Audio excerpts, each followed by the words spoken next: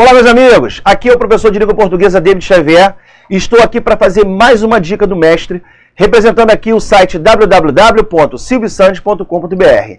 Bom, a dica de hoje é para falar sobre referência do pronome. O que acontece? Quando a gente vai encontrar teorias gramaticais, é muito comum que você ouça falar que os pronomes esse, essa e isso são usados para fazer referência a termo anterior, enquanto os pronomes este, este e isto são usados para se referir a algo que ainda será citado.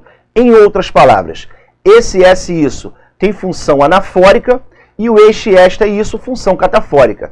Só que essa preocupação é uma preocupação que você tem que ter quando for escrever uma redação. Por quê? É muito comum o CESP colocar essas questões pegando reportagens de textos em que a escrita tenha sido feita de forma errada para te induzir ao erro. Por exemplo, olha o que ele fala aqui.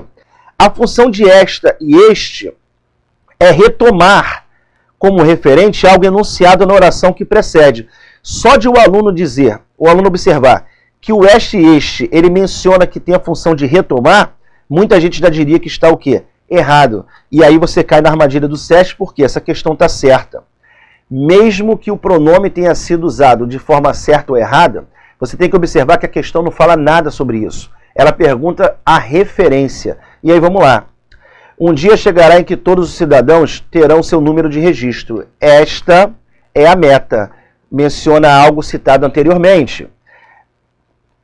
Mediante nossas coordenadas de nascimento, do que mediante nosso sobrenome. Este está fazendo referência ao quê? A expressão citada anteriormente. Foi empregado certo ou errado? Isso não interessa, porque a questão pergunta se eles se referem a algo enunciado anteriormente. A questão está certinha. Cuidado com as regras gramaticais, porque questões de referência de pronome, elas são feitas de uma forma muito maldosa. Às vezes ele coloca o pronome lhe, por exemplo, que deve se referir em regra à pessoa, ele coloca se referindo a coisa. Você esquece a regra gramatical e atende só aquilo que ele está pedindo. Está se referindo ao termo anterior? Sim. A questão está certa. E assim a gente fecha mais uma dica do CESP com o mestre David Xavier. Curta a nossa fanpage, divulgue nosso trabalho, site www.silviosantos.com.br.